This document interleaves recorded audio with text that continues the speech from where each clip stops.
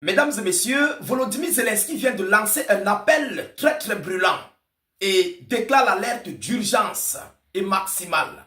Zelensky dit quoi? La Russie a déjà commencé la troisième guerre mondiale. C'est rare qu'on entende ce mot de Volodymyr Zelensky. Et il se base sur la situation conflictuelle actuelle, ce qui est présentement entre la Russie et les pays membres de l'Union européenne et de l'OTAN, et aussi avec les alliés de la Fédération de Russie qui sont dans la chose. Monsieur Volodymyr Zelensky a fait cette déclaration ces dernières 48 à 24 heures, où il a été clair dans ses déclarations. Alors, il constate un changement de situation, un changement d'hostilité, un changement de guerre hybride, de guerre officielle normale, comme vous tous vous connaissez, et une autre situation diplomatique qui vient de basculer. Volodymyr Zelensky, dans ses déclarations, lance cette alerte à ses alliés de l'Europe, de l'OTAN, des États-Unis d'Amérique. Mais nous savons ses objectifs. C'est pour que Washington et l'OTAN frappent directement sur la Fédération de Russie. Non pas passant par l'Ukraine, mais directement sur la Russie. Donc, Zelensky veut créer une confusion totale dans ce conflit. Écoutez vous-même ce qu'il vient de déclarer. Écoutez vous-même, mesdames, mesdemoiselles et messieurs, et puis nous allons décortiquer pièce par pièce, mais je vous invite à sécuriser la vidéoconférence parce que ces gens n'aiment pas lorsque nous disons la vérité. Ouais, vous savez ici, moi je dis tout et de rien. La vérité absolue. Surtout n'hésitez pas de partager la vidéoconférence. Mettez-la partout à travers le monde. Notre but, c'est d'informer le million de personnes. Rassurez-vous de partager dans les groupes. Qu'est-ce que Volodymyr Zelensky? On dit que c'est un appel brûlant de Zelensky. Poutine a déjà commencé la troisième guerre mondiale. Le cas des troupes nord-coréennes, il se base sur le soutien de la Corée du Nord à la Russie. Mais c'est normal, ils ont un pacte de partenariat global. Comme Volodymyr Zelensky lui-même a des accords avec d'autres pays de l'Europe. C'est tout à fait normal et qu'il apporte le soutien. Mesdames et messieurs, le président ukrainien Volodymyr Zelensky a lancé un appel vibrant et alarmant, exhortant les alliés occidentaux à mettre fin à leur hésitation et à s'engager officiellement dans le conflit, arguant que le monde est déjà entré dans une nouvelle ère de conflit global. Il demande aux Occidentaux d'arrêter les hésitations. Ils ne doivent plus hésiter. Ils doivent passer à la chose. Ils doivent passer à l'action. Ils doivent passer à l'acte féroce, militaire, contre la Fédération de Russie, via leur territoire. Et c'est une activité très dangereuse. Parce que là, ça serait l'agression des pays de l'OTAN, de l'Europe, contre la Fédération de Russie. Et Moscou aura son plein droit devant la communauté nationale et internationale de réagir. Ça serait une agression flagrante. Grosse agression. Donc la Russie aura tous ses droits. Malgré que nous connaissons que la communauté nationale et internationale appartient à la minorité occidentale, mais les Russes seront obligés de se défendre. Ça, c'est une obligation totale. Mesdames, mesdemoiselles et messieurs, selon lui, selon son constat qu'il a fait, Zelensky affirme que le conflit ukrainien n'est plus une guerre régionale, mais le début d'un conflit mondial. Poutine est déjà dans sa troisième guerre mondiale.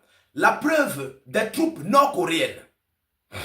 Il a mis en avant un développement qu'il le considère comme la preuve ultime de l'escalade et la mondialisation du conflit. Mais vous-même, vous avez sur votre sol des mercenaires, les soldats britanniques, français, allemands, polonais, suédois, finlandais et tout ce qui s'ensuit sur le sol ukrainien. Donc, c'est vice-versa. Je ne sais pas sur quoi Volodymyr Zelensky se base. Je vous ai dit, nous ici, on dit la vérité. C'est pourquoi il ne nous aime pas. Partagez-moi la vidéo, mettez beaucoup de likes. Je vous en prie. Alors, sur sa demande, des troupes nord-coréennes sont sur le territoire ukrainien. Tirent sur les Ukrainiens avec des armes nord-coréennes, mais aucune décision forte des alliés. Pareillement pour Volodymyr Zelensky, tu as su ton territoire, les soldats français, britanniques, polonais, belges et tout ce qui s'ensuit, qui tirent sur les soldats russes, qui tirent sur les Russes. Qu'est-ce que tu veux? C'est la guerre, il faut supporter. Ce sont les dégâts collatéraux du conflit Volodymyr Zelensky. Je vous ai dit, nous allons les désarmer via nos médias. Nous allons les mettre à plat, à nu.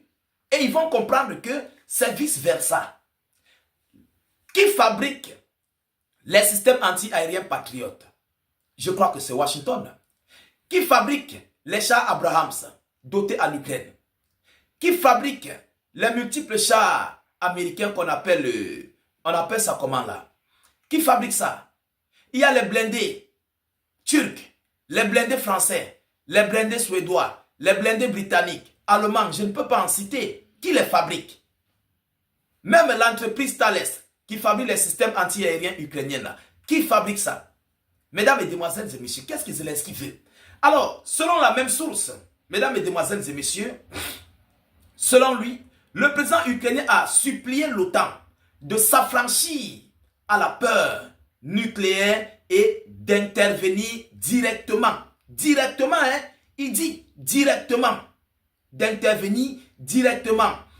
Il faut s'affranchir de la peur, de la rhétorique de Poutine sur les armes nucléaires. Il ne la détient pas tout seul. L'OTAN doit entrer officiellement en guerre, en jeu, en Ukraine, car Poutine a déjà commencé la 3e guerre mondiale. Mais qui a dit à Volodymyr Zelensky que la Russie ne détient pas le bouton rouge tout seul?